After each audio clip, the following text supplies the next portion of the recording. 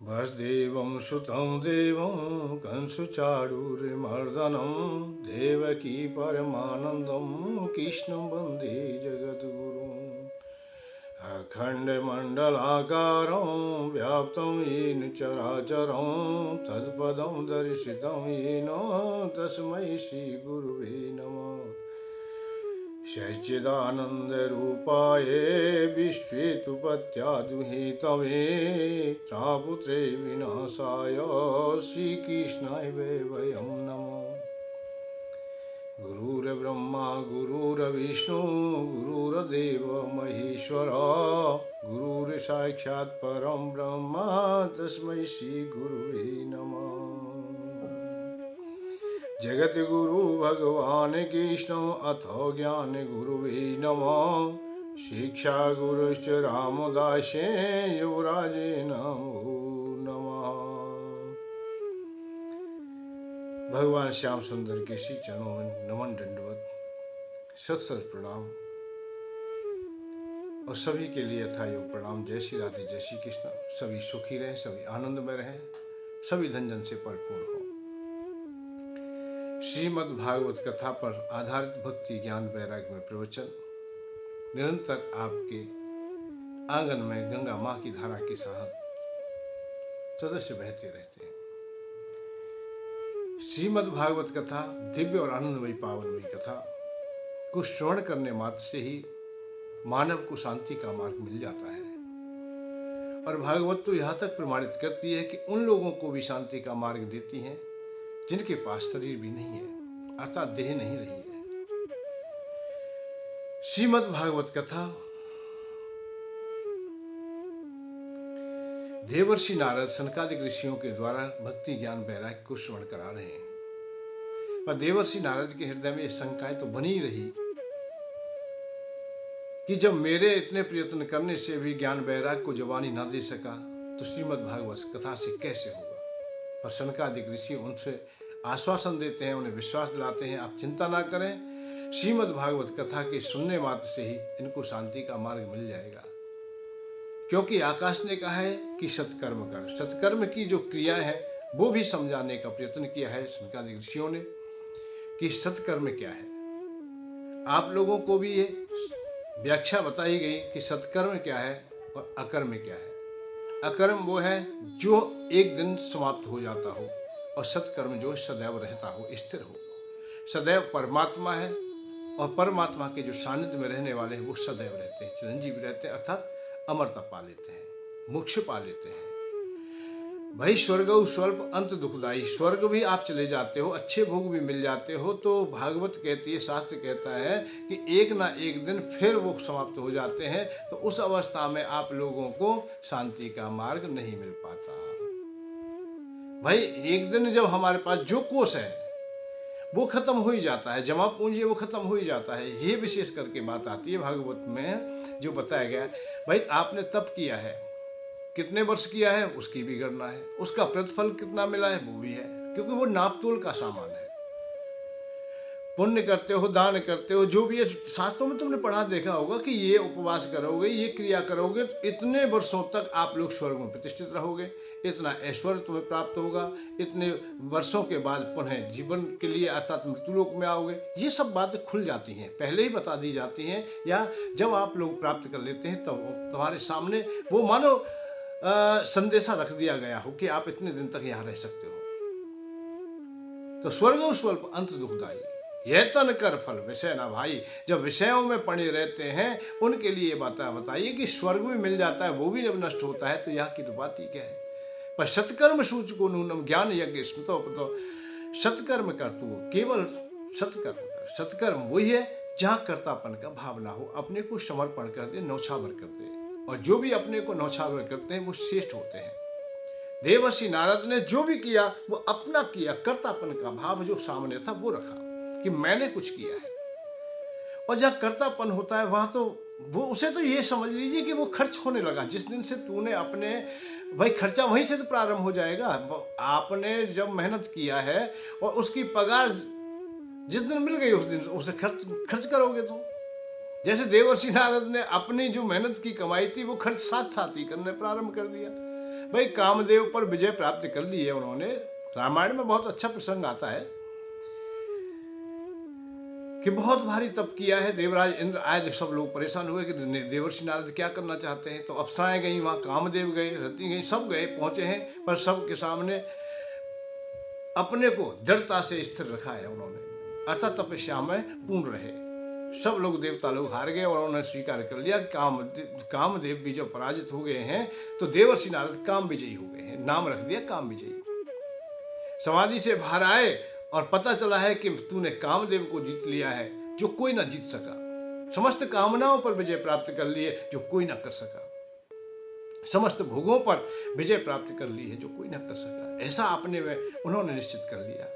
पर चारों तरफ देखा, कोई देखने वाला नहीं है, तो फिर भाई ऐसे कामदेव जीत का फायदा क्या है? जो दुनिया कहेगी मुझसे तभी तो। भाई जैसे मेघनाथ ने इंद्र को जीत लिया था तो उनका अपना नाम रख दिया इंद्रजीत, इंद्रजीत कहलाने लगे वो, क्योंकि जो काम किया है उसका प्रतिफल तो मिलेगा। अब यहां मैं आप ही आप नाम रख लूं, कोई किसी के सामने कोई चर्चा नहीं, कोई बात नहीं है, तो फिर कैसे काम चलेगा? कौन कहेगा कि काम पर विजय प्राप्त कर लिए? तो उन्होंने प्रचार प्रसार प्रारंभ कर दिया। अपने पिताजी से कहा था, ब्रह्मा जी से कहा कि मैंने कामदेव को जीता है। तो उन्होंने देखे हैं कि इनके हृदय में कर्तापन का भाव आ गया है, अर्थात हृदय में अंकुर पैदा हो गए हैं जो अहंकार के, वो नहीं होने चाहिए। उन्होंने उनसे कहा है कि बेटा ठीक है, बढ़िया बात है, अच्छा काम किया है, परंतु अब ज्यादा चर्चा मत करना है, क्योंकि ऐसा चर्चा नहीं करते, क्योंकि जो तुमने तपस्या की है, तप किया है, मेहनत की है, उसका प्रतिफल सबको अपने मुंह से नहीं बताते। तो अब शंकर भगवान आज से मत कहना, परंतु वो नहीं माने और शंकर भगवान के पास ही गए। मैंने क्यों नहीं बताऊं? जो पिताजी ना कर सके वो मैंने काम किया, उसकी मैं किसी से बात ना करूं। नारायण नारायण जपते हुए शंकर भगवान के पास चले गए। भाई कैसे आए थे? भाई मैं तो वैसे ही आया था, कोई विशेष प्रयोजन तो है नहीं, केवल इतनी ही बात है कि पिताजी वो मने कर रहे थे कि आपसे वो बड़ी बात ना बताऊं, अच्छी बात है उसे भी ना बताऊं, मैंने कामदेव पर विजय प्राप्त की है प्रभु, अब उसको भी मैं ना किसी के सामने बताऊं। बताइए पिताजी की ये आज्ञा कैसे मान सकूं मैं? पर मैंने भी कह दिया मैं नहीं बताऊंगा किसी को, कोई चर्चा भी नहीं करूंगा, परंतु प्रभु आप तो मेरे प्रभु हैं, मेरे ईश्वर हैं, आपसे क्या छिपाया और क्या छिपाऊं मैं? मैंने बहुत बड़ा काम किया है। शंकर भगवान भी सहज हो गए, मान के ठीक है, परंतु आप लोग अब यहां तक कह दिया, ठीक है हम प्रचार प्रसार कर देंगे, जिससे कहेंगे वो कह देंगे, आप अपने मुंह से मत कहना, कहीं नारायण भगवान से कहने लगे। एक बात और बताएं कि मनोविज्ञान एक ऐसा शब्द है और ऐसी क्रिया है कि जिसको किसी पर चलाया जा सकता है। ये बाण बहुत गहरा है। ब्रह्मा जी ने रोका है कि शंकर भगवान से मत कहना, तो शंकर भगवान के पास, क्योंकि मन वहीं बांध गया कि सबसे पहले केंद्र बना दिया शंकर भगवान से ही मत कहना, पर शंकर भगवान के पास ही गए। शंकर भगवान कह रहे हैं कि नारायण भगवान अर्थात विष्णु भगवान से मत कहना, पर देवर्षि नारद वहीं पहुंचते हैं। ये मन में स्वाभाविक ही एक गुणता है कि तुम कहां केंद्र बनाते हो अपने को, संसार के विषयों में बनाते हो, विषयों से बाहर बनाते हो, किसी व्यक्ति पे बनाते हो, जड़ वस्तु जहां भी अपने मन को चित्त को लेके जाओगे या किसी ने तुम्हें मोड़ दिया है तो वो वहीं चला जाएगा। जैसे जल को मोड़ने से जल चला जाता है, ऐसे ही मन बुद्धि चित्त भी चला जाता है। अर्जुन केवल इतना ही देखना चाहता था कि कौन कौन लोग इकट्ठे हुए हैं, मैं भी देख लूं एक बार। दोनों सेनाओं के बीच में खड़े हो गए, परंतु भगवान माधव ने देखा है कि इनके हृदय में कुछ ना कुछ तो मोह के अंकुर हैं, और क्यों ना इन्हें बढ़ा दिया जाए। हम सहजता से नहीं समझ पाते कि हर क्रिया को हम समझ जाएं तो नहीं समझ पाएंगे।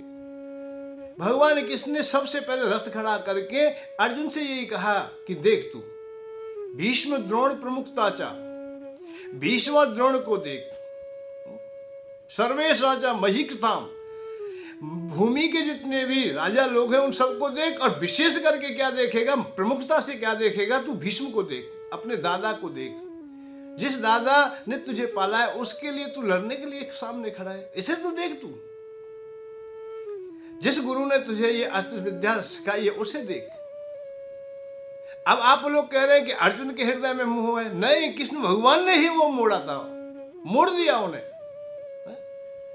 उवाच पाच पस्तानी संबितानी कुरुनीति, अरे अर्थात कुरुओं को देख, अपने वंश को देख, अपनी परंपरा को देख। अब यहां ये नहीं कहा है कि धृतराष्ट्र के पुत्रों को देख, ये कहा कुरुनीति, कुरुओं को देख। वन कुरु में जो अपने को भी जोड़ा जाता है, पांडव भी कुरु हैं और वो भी कुरु है। वो भी भरतवंशी है, वो भी भरतवंशी है, वो भी प्रदीप के हैं वंशी है, वो भी है, वो शांतनु के, वो शांतनु के। मेरा इशारा यह कि ऊपर के पूर्वजों का नाम लिया गया, उनका उच्चारण किया है। कुरुनेति, कुरुन को देख, आता कुरुओं को देख, दादा भीष्म को देख, द्रोणाचार्य को देख। जिसे हम कोई मोड़ना चाहता है, ये सामनीति में भी आता है, मनोविज्ञान भी है, ये बहुत सुंदर कला है। ये विद्वान व्यक्ति हो, समझदार व्यक्ति होते हैं, बहुत सहजता से ही किसी को कहीं भी मोड़ सकते हैं। जैसे आज बहुत लोग हमारे देश को, हमारे सनातन धर्म को, हम लोगों को, जो बुद्धिजीवी हैं ऊपर बैठे हुए, देश विदेश में बैठे हैं, वो मोड़ देते हैं। जाति के झमेले में मोड़ देते हैं, धर्म के झमेले में मोड़ देते हैं, और लाखों करोड़ों आदमी मुड़ जाते हैं। और हम भूल जाते हैं कि हमें देश की रक्षा करनी, सुरक्षा करनी है। हम अपने ब्राह्मण, क्षत्रिय, वैश्य और शूद्र में बट जाते हैं, और हम उन लोगों को वोट दे देते हैं, उन लोगों को सपोर्ट कर देते हैं जिनको आतंकवादी देते हैं। आतंकवादी जिन्हें सपोर्ट करते हैं, जो देश को नष्ट कर रहे हैं, सनातन धर्म को नष्ट कर रहे हैं, हम उन्हें दे देते हैं, उनको समर्थन कर लेते हैं, और उनके साथ में हम खड़े होकर के आंदोलन भी कर लेते हैं। चाहे देश को भी आग लगानी पड़े, हमें लगा देते हैं। उन बुद्धिजीवियों ने जहां मोड़ना चाहा वहां मोड़ दिया हम लोगों को। ऐसे ही मन के द्वारा मन को कोई बस में कर ले, अरे ये कला होती है। और कला भी क्या है, किसी भी व्यक्ति से तुम झांकी बात करोगे, वहीं उसका मन पहुंच जाएगा। मन को, तुम्हारे को मैं यहां बैठा बैठा जहां चाहूं वहां भेज सकता हूं। आज अपने मन को तुम खूब रोक लीजिए, जितना भी, और अब तुम्हारा मन कहीं नहीं, मेरे पास है तुम्हारा मन। आप लोग जो चर्चा सुन रहे हो, वो मन तुम्हारा मेरे पास है, मेरे नजदीक है। अगले ही क्षण उसे हम, हो सकता है कि तुम्हारे घर में भेज दें। दरवाजे से प्रवेश कीजिए, अपने दरवाजे को देखिए, जो तुम्हारा घर है वहां पहुंचिए आप लोग। अब बताइए, पहुंचे भी नहीं, जहां बैठे हो जिस जगह पर, परंतु दरवाजा पर पहुंच गए। अपना दरवाजा तुम्हें दिखाई दे गया। जिस चारपाई पर, जिस बेड पर, जिस कमरे में आप लोग सोते हो, उसमें तो जाके देखिए। जैसे भगवान कृष्ण ने कहा, ऐसे ही मैं कह रहा हूं, जाइए, और तुम्हारा मन, बुद्धि, चित्त वहां पहुंच गया है। वहां की क्रियाकलाप में पहुंच जाएगा कि हम आज वहां सोए, इस पलंग पर सोए, इस बिस्तर पर सोए, इस कमरे में है हम लोग। तो मन को जहां भेजना चाहेंगे वहां चले जाएंगे। ऐसे ही सत्संग के द्वारा भी संत महात्मा, जितने भी वक्ता प्रवक्ता, तुम्हारे मन को ही तो भेजते हैं, मन को ही तो लगाते हैं। मन परमात्मा में लग जाए, अच्छे कामों में लग जाए, अच्छे धार्मिक उत्सवों में लग जाए, अच्छी क्रियाओं में लग जाए, सतोगुण की ओर तुम्हारी दृष्टि जाए, फिर देखिए कैसा आनंद आता है। तो ये सत्संग इसीलिए कहा है कि थोड़ी देर के लिए भी हमें प्राप्त होता है, अच्छी बातें मिलती हैं, तो वो हमें बड़ी शांति देती हैं। और थोड़ी देर के लिए कुसंग मिल जाता है तो वो भी बड़ी अशांति देता है, बहुत पीड़ा देता है। भागवत में आगे में उदाहरण आएंगे और मैं आपको सुनाऊंगा कि कुसंग का संग, अब ये कुसंग का ही था। तो आप लोगों ने महत्व में सुना है कि धुंधकारी जो उत्पत्ति, धुंधकारी जो प्राप्त है, वो कुसंग का ही तो है। कि धुंधली ऐसे व्यक्तियों के पास बैठती है, ऐसी औरतों के पास बैठती है जो घर तोड़ने वाली हैं, घर जोड़ने वाली नहीं, दूसरों की बुराई किया करती है, पति की सेवा नहीं करती, परिवार की सेवा नहीं करती, सास ससुर का अच्छा नहीं ध्यान रखती है, अपनी संतान का भी ठीक ध्यान नहीं रखती हैं, अपने ही तन को पोषने में लगी होती है, या अपनी प्रभुता को देखती हैं कि मैं, केवल मेरी बात रहे, मेरी बात मानी जाए, मैं ही सुंदर हूं, कुछ भी हो, चाहे पति का भी अपमान करना पड़े। तो जैसा संग किया ऐसी वृत्ति बन गई, ऐसा ही विचारधारा बन गई। तो संग हमारा अच्छा हो, हमारी मानसिक अवस्थाएं अच्छी हो जाए, इसके लिए संग किया जाता है। तो संग हो, सत्संग का हो, संतों का हो। प्रथम भगत संतन कर संगा, इसीलिए नवदा भक्ति में भी प्रथम शब्द जो प्रथम है वो संतों का संग है, अच्छे व्यक्तियों का संग है, गुरुजनों का संग है, माता पिता का संग है। हम माता पिता के पास बैठते ही नहीं, हम माता पिता से कुछ पूछते ही नहीं, जबकि हमें पूछना भी चाहिए और बैठना भी चाहिए। माता पिता सबसे अच्छे श्रेष्ठ गुरु हैं, जो बेकार रहते अच्छी बात बताएंगे तुम्हें, जब शिक्षा देंगे अच्छी देंगे, अच्छा अनुभव बताएंगे। जिन्होंने अनेकों मार्ग देखे, अनेक अनुभव किए हैं, अपने जीवन का जो निचोड़ है, शास्त्रों का, समाज का, संतों का, महात्माओं का, सबका निचोड़ उनके पास में इकट्ठा हो गया है, उसको वो बताना चाहते हैं। परंतु आप बैठिए, आप बैठेंगे आपको अच्छी बातें मिलेंगी, अच्छी बुद्धि हो जाएगी तुम्हारी। घर गृहस्थी में और संसार में तुम अच्छी प्रकार से रह सकोगे। पर हम बैठते ही नहीं, हमें निचोड़ मिलेगा कहां? तो प्रथम जो शब्द है संतों का संग है, भक्तों का संग है। प्रथम भगत संतन करे संगा, दूसरी रत मम कथा प्रसंगा। पहला संग तो संतों का संग है, दूसरा क्या है? कथा प्रसंग। कथा प्रसंग तो दूसरी बात है। पहले हम लोग गुरुजनों की सेवा कर लें, पहले हम लोग उनसे आशीर्वाद ले लें, हम उनसे कुछ प्राप्त कर लें, अनुभव प्राप्त कर लें, तब हमारी समझ में कथा आएंगी। कथाओं को भी हम लोग सीधे सीधे सुनने लगे तो नहीं सुन सकते, समझ में ही नहीं आएंगी। कैसे सुन सकेंगे हम लोग? हम सुन ही नहीं सकते, क्योंकि वो सामर्थ्य हम में है ही नहीं कि हम कोई कथा सुन लें। कथा तब सुनेंगे जब हमारी बुद्धि अच्छी होगी, बेकार रहित होगी, निर्मल होगी बुद्धि, तब हमें वो सत्संग समझ में आएगा। आज और कल में भेद कितना, इतना ही तो हो गया है। अब बोलने के लिए हम कोई भी बोले, संतों का संग किया नहीं है, कथा कहने के लिए बैठ गए। संतों का संग किया नहीं, कथा सुनने के लिए हो गए। अब कथा सुनने में भाई मैं तो कथा सुनने जा रही हूं, भाई रोट देख लेना दाल पक रही है, कहीं उफन ना जाए। सती सावित्री फिल्म देख रही हूं, रसोई में थोड़ा सा हाथ बटाइए, बर्तनों को साफ कराइए। बात इस बात की है कि यदि संतों का संग करते, गुरुजनों का संग करते, माता पिता का संग करते, हम अपनी समाज संस्कृति को देखते, तो पति को आज्ञा देती ही नहीं, पर कथा सुनने के लिए चले। क्योंकि सती, किसी ने बताया सती सावित्री कथा सुनने से स्त्रियां पतिव्रता हो जाती हैं,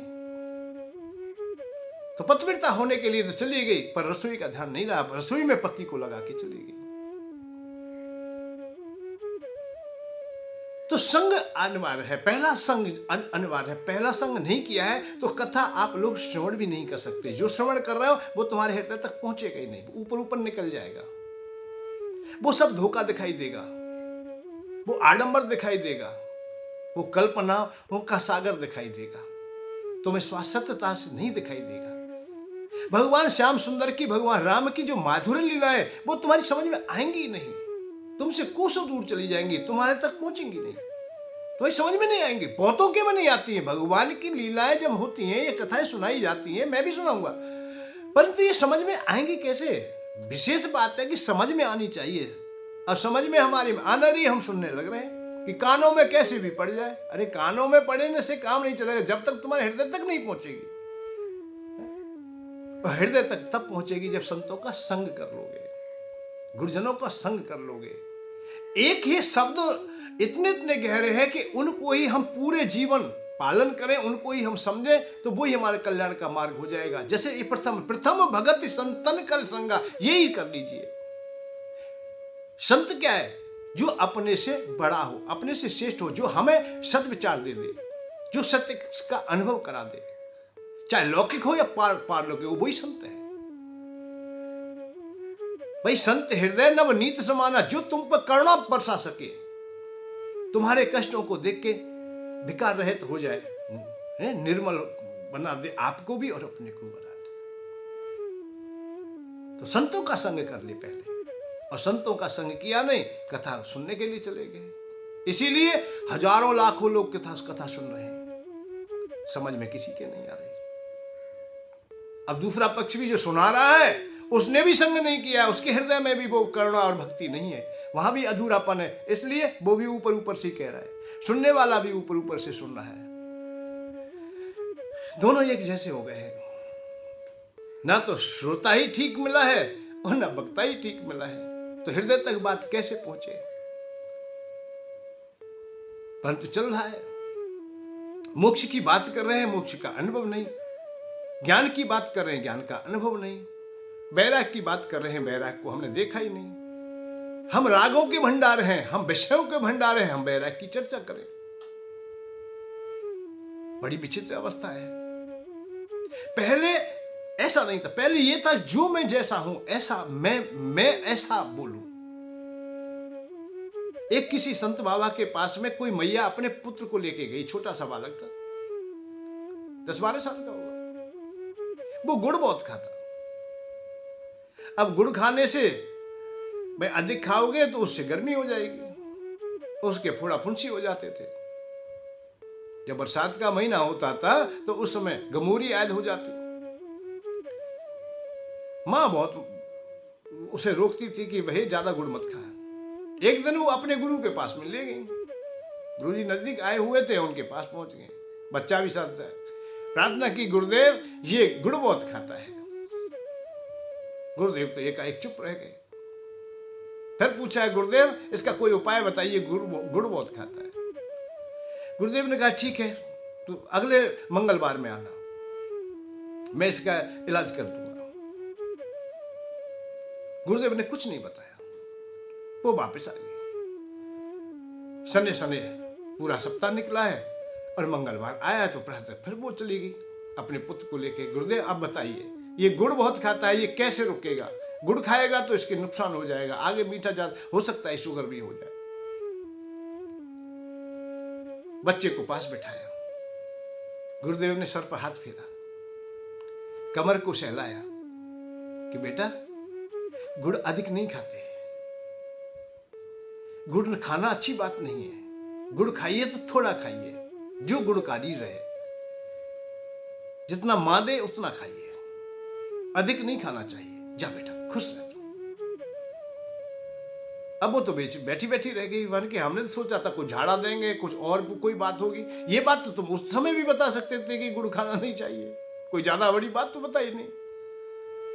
गुरुदेव मुस्कुरा गए कि पगली में कैसे बता देता कि गुड़ तो मैं भी खाता हूं, मुझे भी अच्छा लगता है। जब मुझे अच्छा लगता है मैं गुड़ खाता हूं और किसी से कहूं कि गुड़ मत खा, तो वो उचित वाणी नहीं तो होती, मेरी मिथ्या हो जाती। इसलिए मैंने 7 दिन से गुड़ छोड़ा हुआ है, मैंने बिल्कुल नहीं खाया है। केवल इसीलिए नहीं खाया है कि तेरे बच्चे से मुझे बात करनी है। तूने कहा है, तूने बार बार प्रार्थना की है, और उसी का ध्यान में रखते हुए अब मैं पहले कैसे कहता, जब कहता तो मैं मिथ्या हो जाता। अब मैं गुड़ नहीं खाता इसलिए मैंने कह दिया है। बात इस बात की है कि वैराग्य हम समझ जाएं, वैराग्य हमारे हृदय में है तो हम वैराग्य की बात कर लें। वैराग्य हम है नहीं, वैरागी हम है नहीं, वैराग्य हम चाहते नहीं, परिवार में से भी नहीं कोई चाहता, और 100 पीढ़ी पहले भी किसी ने वैराग्य नहीं लिया है। बात इस बात की है, पहले भी किसी ने नहीं लिया है और आगे की भी आशा नहीं है, और खुद तो ले ही नहीं रहा है। खुद तो वैराग्य की बात केवल इसलिए बता रहा है कि बड़ा आश्रम बन जाए, बना ना भैया, बड़ी गौशाला हो जाए, बना ना भैया, बड़ा सा एक वृद्धशाला खुल जाए, बना ले, क्योंकि सब में चंदा लेना है, सब में पैसा लेना है, एक नहीं अनेक बनानी है, हर तीर्थ स्थान में बनाना है, हर महानगर में बनाना है। ये संस्थाएं क्या कर रही हैं? सब लोग पैसा बटोरने में लगे हुए, बैराग की बात सुना रहे हैं। बात बैराग की, स्वयं में राग, इसलिए श्रोताओं के हृदय तक वो शब्द नहीं पहुंच पाते, क्योंकि अपने अंतरात्मा में जो छुपा है वो तूने बताया नहीं, वो तो छुपा लिया। छुपा था राग, छुपा था काम, छुपा था क्रोध, छुपा था लोभ, छुपा था मोह। ये विषय तुम्हारे हृदय में छुपे थे, उनको प्रकट नहीं किया है। प्रकट क्या किया? जो ऊपर ऊपर बनावटी था वो प्रकट किया है। वैराग्य था ही नहीं, वैराग्य की चर्चा की। ज्ञान था ही नहीं, ज्ञान की चर्चा की। और मोक्ष था ही नहीं, मोक्ष लेना भी नहीं था और होगा भी नहीं, क्योंकि इतने बंधन में बंधा पड़ा है कि एक विषय से भी निवृत्त ना हुए, एक विषय को भी सहज ना कर सके। मैं ये कह रहा हूं, छोड़ने की बात सहज भी नहीं कर सके। अरे उन लोगों को भी संत नहीं होना चाहिए, या नहीं होने दिया भगवान कृष्ण ने, जो सुंदर से सुंदर स्त्रियों का भी त्यागन करने वाले थे। अर्जुन जैसे संयमी हम कैसे हो जाएंगे? अब मैं झूठ मूठ को कहने लगूं मैं बहुत संयम हूं, बड़ा कठिन काम है। नहीं नहीं नहीं, बड़े देवर्षि नारद जब प्रचार प्रसार कर रहे थे, मैं वही बात बता रहा हूं, जब प्रचार प्रसार कर रहे थे, करते करते करते करते पता है क्या करते? विश्व मोहिनी को देख करके तिल मिला जाते हैं। जो काम विजयी था वही अब काम में परिणत हो गया और ऐसा दूषित हो गया कि बंदर जैसा बन गया है। काम में लोलुपता अपना ली है। सबसे ज्यादा कामी कोई बताया जाता है तो बानर को बताया जाता है, और बानर बन गए। कौन? देवर्षि नारद। क्यों बन गए? क्योंकि उन्होंने यही अपने में कहा जो ऊपर बनावटी हो गया। तो भैया हम कैसे कहते हैं कि हम लोग काम में यही हो गए, हम संसार से परे हो गए? ना, नहीं नहीं, अर्जुन जैसा संयमी तो कोई हो नहीं सकता है। जो स्वर्ग की अप्सरा, सर्वश्रेष्ठ अप्सरा उर्वशी जैसी को भी ठुकरा दे। उर्वशी ने स्वयं आकर के अपने मुंह से कहा था कि मैं तुम्हें चाहती हूं, तुम्हारे साथ मैं संग करना चाहती हूं, रमण करना चाहती हूं, काम की पीड़ा से मैं तप रही हूं। अर्जुन ने हाथ जोड़कर मना कर दिया, नहीं नहीं, मैं मर्यादा नहीं तोड़ सकता, मुझे अभी काम में रुचि नहीं है, मुझे भोगों में रुचि नहीं है, मेरे भाई दुख पा रहे हैं, बीच सभा में अपमान हुआ है, मेरी पत्नी का अपमान हुआ है, जब तक मैं प्रतिशोध ना ले लूंगा, मैं यहां स्वर्ग में दिव्य अस्त्र लेने आया हूं, दिव्यास्त्र लेके जाऊंगा, मुझे और कुछ नहीं भाता है। वही अर्जुन जब कृष्ण भगवान के सामने खड़े हैं, दोनों सेनाएं खड़ी हैं, गीता का ज्ञान दिया जा रहा है, तो वो बाबा जी होना चाहता था, भागना चाहता था, और कुछ नहीं, वो संत होना चाहता था। पर भगवान किसने संत नहीं होने दिया? किसको नहीं होने दिया? जो महापात्र है, जो महापात्र है, पात्र नहीं महापात्र। क्योंकि संयमी इतने हैं कि जो उर्वशी जैसी को भी ठुकरा दे, निंद्रा विजयी है, बलवान है, तपेश्वरी है, शंकर भगवान भी उन्हें अपने हृदय से लगा लेते हैं, गले से लगाते हैं। गुरु भक्त भी हैं, प्रभु भक्त है, हर जगह निष्ठा है, और हर क्षेत्र में वो पात्र है। पर भगवान किसने उन्हें बाबा जी नहीं होने दिया, संत नहीं होने दिया। माने कर्म कीजिए, कर्मों की प्रधानता है, और कर्म करते करते तू ऐसा हो जा, सहज हो जा, कर्म तो कर, कर्म तो करना पड़ेगा, पर जो फल की दास्ता है मत कर। कर्म तो करना होगा अर्जुन, फल की दास्ता मत करना, ना करने का कर्तापन का मन का बोझा मत धरना। कर्मण्येवाधिकारस्ते मा फलेषु कदाचन, कर्म तो करना होगा, फल को तू सम कर दे, बस। यहां से वैराग्य की बात आएगी, यहां ज्ञान की आएगी, यहां से मोक्ष की आएगी। सम कर दे पहले तू, पर कर्म से पीछे मत हट। हम कर्म से पीछे हट करके ज्ञान की बातें करें, हम संत हो जाएं, बाबा जी हो जाएं। हमने कर्म तो संसार के पूरे किए नहीं, कर्तव्यों का निर्वाह किया नहीं, माता पिता की सेवा की नहीं, पत्नी का पालन किया नहीं, हम बैरागी हो गए, ब्रह्मज्ञानी हो गए। पैसे से अभी संतुष्ट नहीं हुए, पैसे को हम चाहते हैं, अच्छी अच्छी अटालिकाएं चाहते हैं, अच्छे अच्छे आश्रम चाहते हैं, अच्छे भोजन भोग चाहते हैं हम लोग, और फिर भी हम बैराग की बात करें कि हम बैरागी हो गए हैं। यही अधूरापन है। शास्त्र कब तक लाभ नहीं करता है? कथा लाभ क्यों नहीं मिल पाता है? भाई सत्संग का लाभ हमें क्यों नहीं मिलता है? इसलिए नहीं मिलता है कि हम अधूरे हैं। जो वाणी आ रही है आप तक वो अधूरी है। यदि हृदय से निकल के वाणी आ जाएगी, उस दिन तुम्हारे हृदय तक पहुंच जाएगी, निश्चित तुम्हारा कल्याण होगा, हर अवस्था में कल्याण होगा। कल्याण कब तक नहीं हो रहा है? जब तक आपके पास हृदय की वाणी नहीं आ रही, बनावटी वाणी आ रही है। बनावटी वाणी कुछ समय के लिए हो सकता है कि ठग भी ले, अच्छी भी लगती हो, पर श्वास शांति नहीं दे सकती। कालनेमी की वाणी बहुत अच्छी थी, त्रिकालदर्शी थी, वो भूत भविष्य वर्तमान तीनों काल का वर्णन कर रहे थे। हनुमान जी सुनकर चकित हो गए कि इतना सब कुछ जानते हैं। भाई यहां कंदराओं में बैठे हैं, इतनी दूर है, लंका से भी बहुत दूर है, और इसे कैसे पता चल गया? और पूरी बात बता दी, जैसे राम का चरित्र है, ये स्थिति है, ऐसे उठा के ले गए, ऐसे चोरी हुई है, ऐसे वनवास हुआ है, ऐसे आता है। और अंत में बताया कि इस तरह से लक्ष्मण हताश हो गए हैं, लक्ष्मण के प्राण संकट में है, और हनुमान तू बूटी लेने के लिए आए, तू चिंता मत कर, 1 मिनट में, सेकंड में पहुंचा दूंगा, मैं सब कुछ जानने वाला हूं। भूत भविष्य सब कुछ बताया, पर बताते बताते कुछ छुप ना सका, अंत में छुप ना सका, क्योंकि विषयों को तुम जितना दबाओगे कहीं ना कहीं कर तो निकल ही जाएगा, कोई ना कोई विषय तो कहीं से छूट ही जाएगा। कालनेमी से भी छूट गया। होत महारन रावण राम ही, उन्होंने क्या कहा, चर्चा जब चल रही थी तो हनुमान जी ठिठक गए भाई, कि जो राम का नाम लेने वाला है, भजन करने वाला है, संत संत भेष धारण किया है और जो स्वयं में बैरागी है, उसके मुख पर रावण का नाम कैसे आ गया? हो तो महारन रावण रामई, अतः रावण का नाम पहले कैसे आ गया? तो शंका तो हो गई।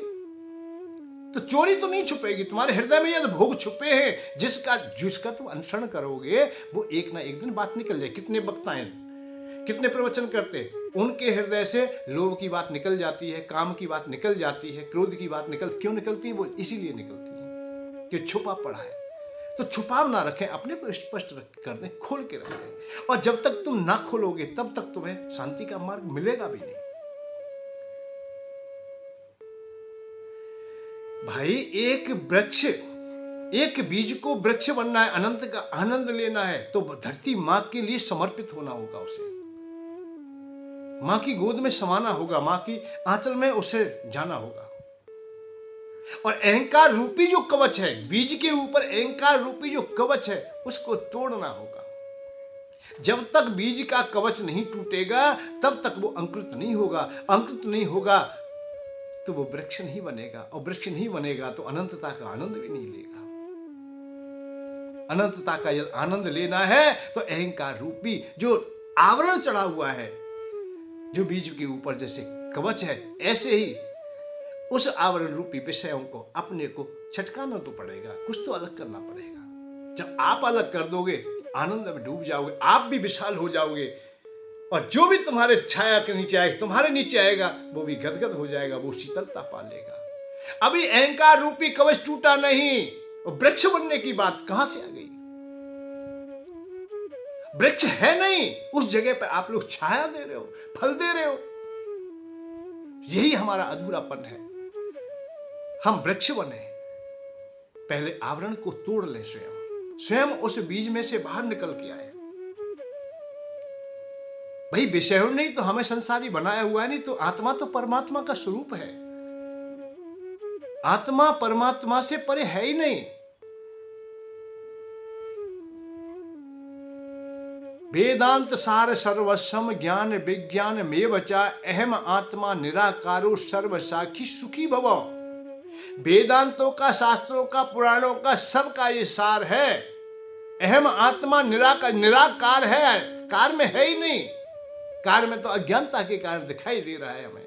आकाश जैसे निराकार है, अनंतता है, वही आत्मा की भी सत्ता है, वही अवस्था है। हमने केवल बंधन कर लिया है। अरे बंधन केवल है शरीर का, तेरा बंधन कोई नहीं। जग में शरीर आता और जाता, तुझको जाना कहीं नहीं, तुझे जाना भी कहीं नहीं है। जैसे घड़े के फूटने के बाद उस आकाश को कहीं नहीं जाना है, जहां फूटा है वहीं आकाश में विलीन आकाश हो गया, घटाकाश महाकाश में विलीन हो गया है। ऐसे ही तुम्हारी आत्मा और तुम्हें कहीं जाने की बात नहीं है।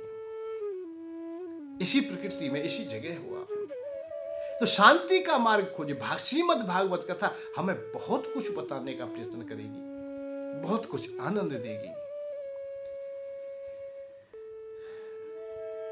शनकादिक ऋषि उदाहरण दे रहे हैं और उन्हें देवर्षि नारद को भी समझाने का प्रयत्न कर रहे हैं कि आप चिंता ना करें, श्रीमद् भागवत कथा शांति का मार्ग निश्चित देगी, ज्ञान वैराग को जवानी निश्चित दे देगी। उनको भी शांति का मार्ग मिलेगा। कब? जब आप लोग श्रीमद् भागवत कथा श्रवण करेंगे। तो मैंने कि कोई उदाहरण है तुम्हारे पास में ऐसा? दो महत्तम है श्रीमद् भागवत कथा में। पहला तो मानो महत्तम एक ही है कि धुंधकारी का उद्धारक गोकर्ण जी के द्वारा कथा सुनाई जाती है। दूसरा उदाहरण यहां प्रारंभ हो जाता है कि यह कथा राजा परीक्षित ने सुनी है, जो सुखदेव जी के द्वारा सुनाई गई है। और देवर्षि नारद को जो बताया जा रहा है, वहां चर्चा जब हुई है कि परीक्षित जैसे को शांति मिल गई है तो आपको मिलेगी, सबको मिलेगी, ऐसी बातें जब हो रही थी तो सनकादिक ऋषि कह रहे हैं भाई चिंता ना हो, भाई परीक्षित जैसे को शांति मिली तो इनको भी मिल जाएगी, धुंधकारी जैसे का कल्याण हो सकता है तो इनको भी मिलेगा। अब सुनो तो सही, भाई राजा परीक्षित कौन है? यहां बात आ जाती है कि राजा परीक्षित है कौन। भाई कुरुवंशी, भरतवंशी, शांतनु शांतनु के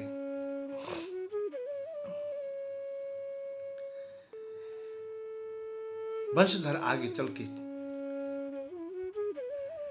चित्रांगद, विचित्रवीर, उनकी संतानों से आगे बढ़ते हैं। व्यास जी के औरस पुत्र के रूप में अर्जुन को जाना जाता है। पांडु, उनके द्वारा धृतराष्ट्र, पांडु और विदुर 3 पुत्र उत्पन्न होते हैं। उनमें पांडु हैं। पांडु के भी औरस पुत्र ही माने जाते हैं। जो अर्जुन है, अर्जुन के अभिमन्यु, अभिमन्यु के राजा परीक्षित होते हैं। परीक्षित बड़े प्रतापी राजा होते हैं, अच्छे राजा होते हैं, श्रेष्ठ राजा होते हैं।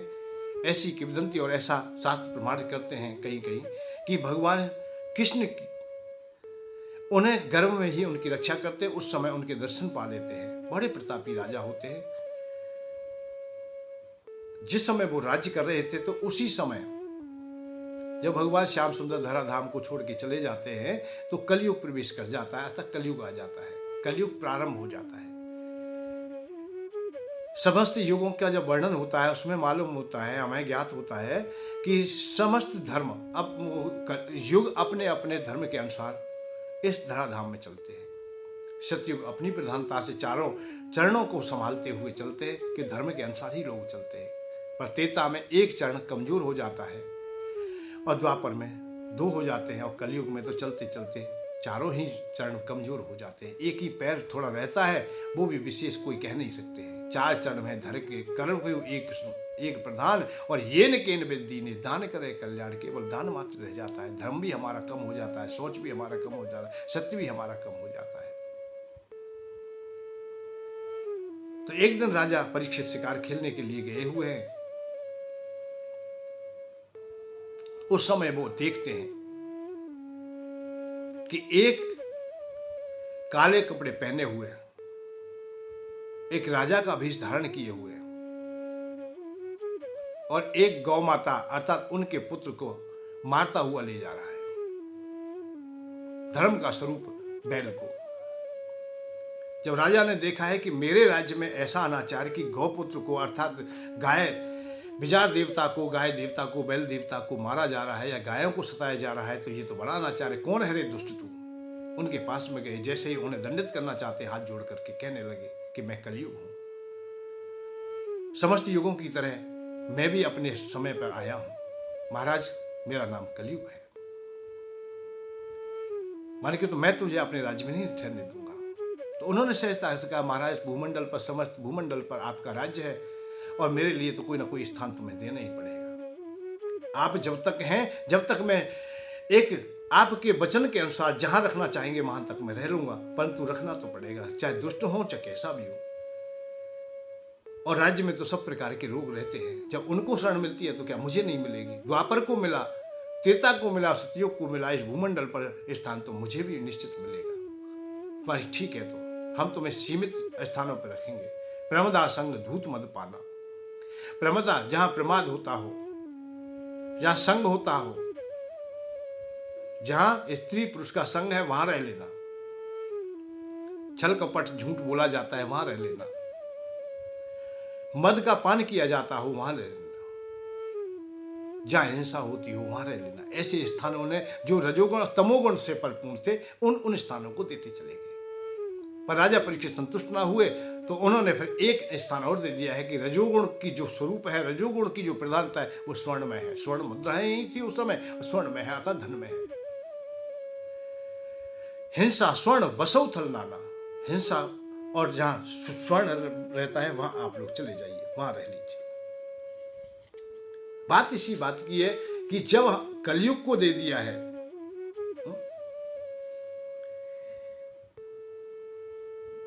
कलयुग को जो स्थान दे दिए हैं उनके अनुसार कलयुग रहने लगा। एक दिन शिकार खेलने के लिए राजा गए हैं, भूख प्यास से बेहाल है और स्वर्ण मुकुट सर पर बना हुआ है। स्वर्ण मुकुट का सहारा लेकर के कलयुग उनके सर में बैठ गया। भूख प्यास लगी है, सेवक गण पीछे रह गए हैं। तो जैसे ही आगे जाते हैं तो वहां सम्यक ऋषि का आश्रम दिखाई देता है और उनसे जल के लिए कामना करते हैं और जल के लिए प्रार्थना करते हैं। परंतु वो समाधिस्थ थे, कुछ ना बोल सके।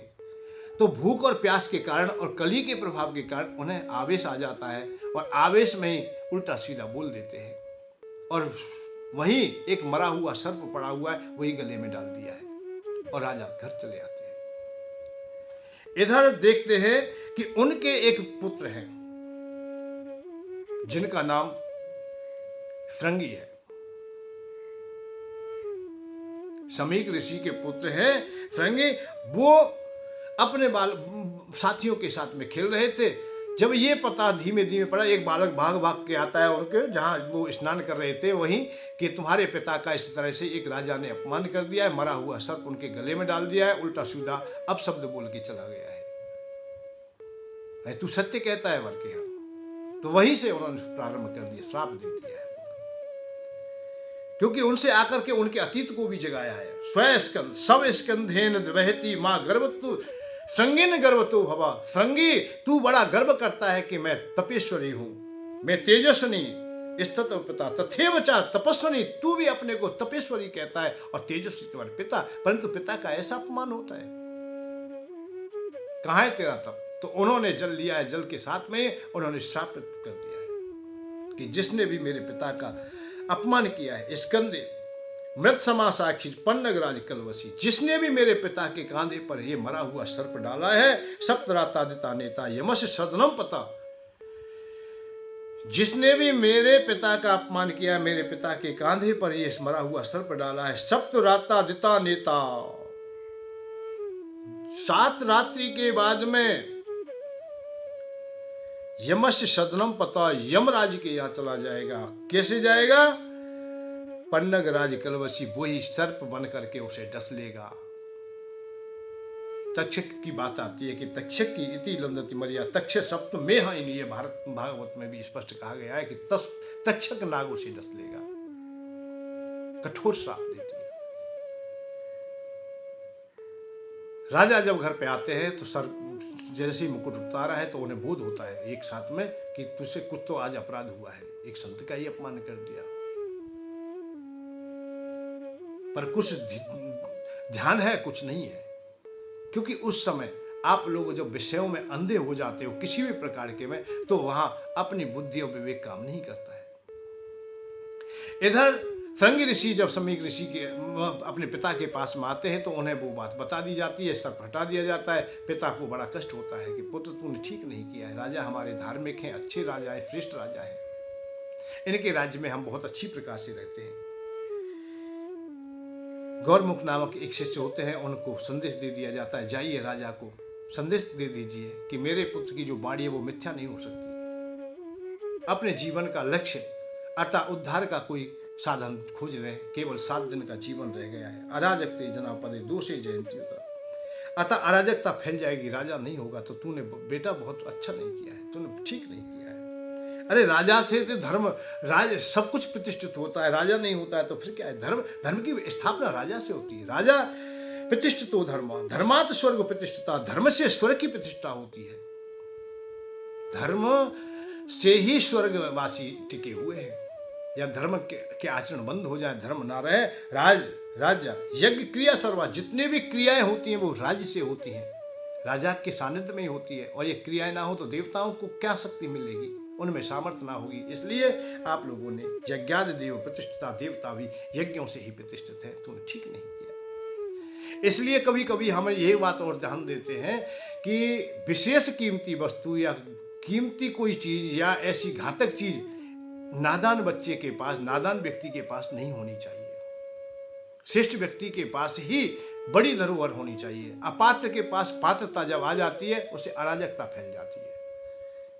जैसे आज हमारे इस अंधे कानून के कारण अनपढ़ व्यक्तियों को आरक्षण का लाभ देते हुए उन्हें बड़े बड़े पदों पर बिठा देते हैं। हम लोकतंत्र की सम की दुहाई दे करके अनपढ़ व्यक्ति, अज्ञानी व्यक्ति, लोभी कामी विषयों से परिपूर्ण व्यक्ति को हम राजा बना देते हैं और वो फिर देश को चलाता है। जिसको बोध नहीं है, जिसे कोई अनुभव नहीं है, अनुभवहीन को भी हम अगर उन खैरातियों का भी विचार ले लेते हैं, उन 2 पैसे के बेकार के व्यक्तियों को ले लेते हैं जो सदैव खैरात खाते रहते हैं जो हराम का खाने में लगे रहते हैं, कर्म भी ठीक प्रकार से नहीं करते, उनकी भी हम वोट ले लेते हैं कि राजा चुनने के लिए, जबकि वो थोड़े थोड़े लोभ में, थोड़ी थोड़ी बातों में बिक जाते हैं। और ऐसे लोगों को भी वोट दे देते हैं जो देश को नष्ट करने वाले हैं, आतंकवादियों तक को वोट दे देते हैं। तो ऐसे लोगों के विचार, ऐसे अज्ञानी लोगों के पास में ऐसा शस्त्र नहीं होना चाहिए। ये वोट रूपी शस्त्र ऐसे अल्पबुद्धि व्यक्तियों को दे दिया है कि जो देश निर्णय तो अपना है ही नहीं उनके पास, उन्हें जैसा कोई चला देता है ऐसे चल जाते हैं। तो यहां ये भागवत में ये बात आती है कि ऐसी सामर्थ्य, ऐसी शक्ति नादान बच्चे के पास नहीं होनी चाहिए। एक शराबी को बंदूक दे दीजिए विवाह में, तो पूरी बारात सब परेशान हो जाएगी। और वही शस्त्र किसी सज्जन व्यक्ति के हाथ में दे दिया जाए तो किसी को कोई परेशानी नहीं। ये स्वाभाविक बात है।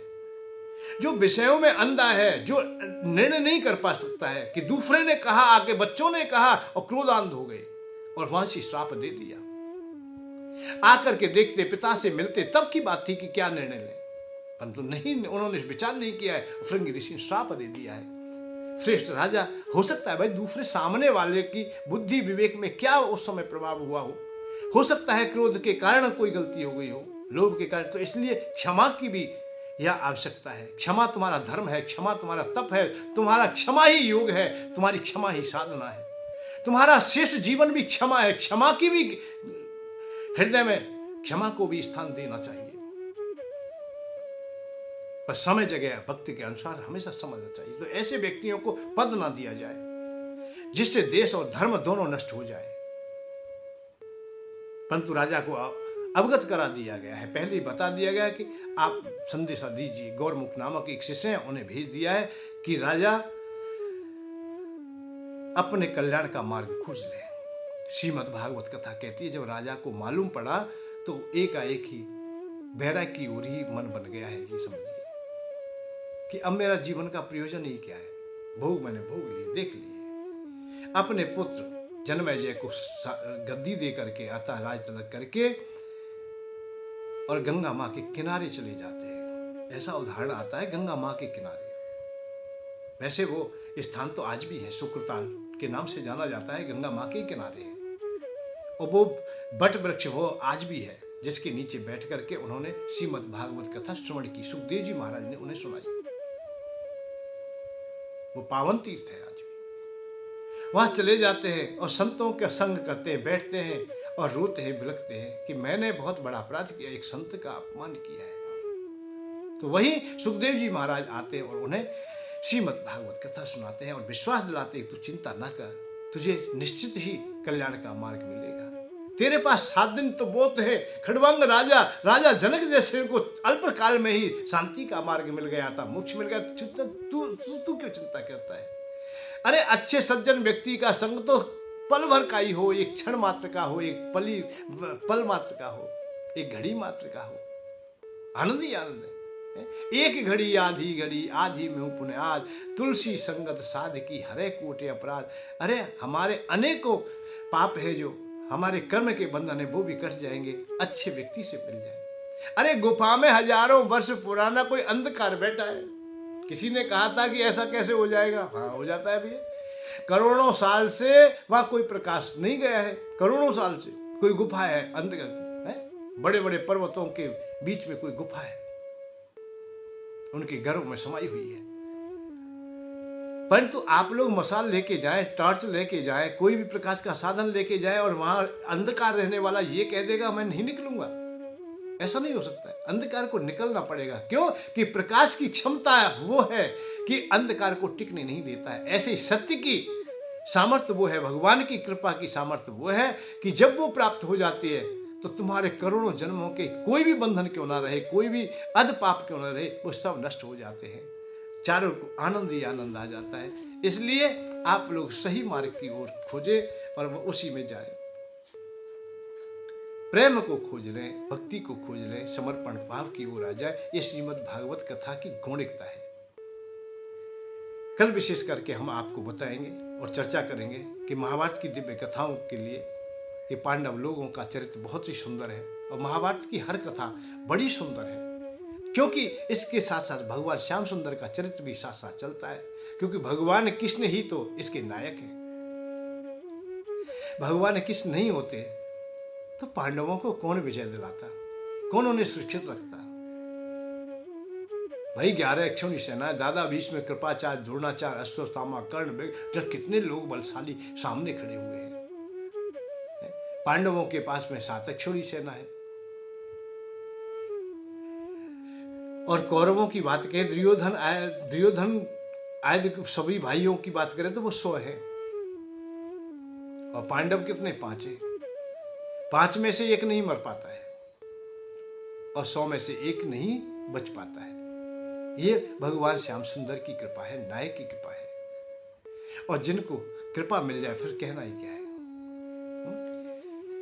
जाने वो कैसे लोग थे जिनके प्यार को प्यार मिला, हमने तो कलियां मांगी थी कांटों का हार मिला। जाने वो कैसे लोग थे जिनके प्यार को प्यार मिला, हमने तो कलियां मांगी थी कांटों का हार मिला। जीवन में कैसे मूड है, हम खुशी तो सब चाहते हैं पर कष्ट और पीड़ा आ ही जाती है।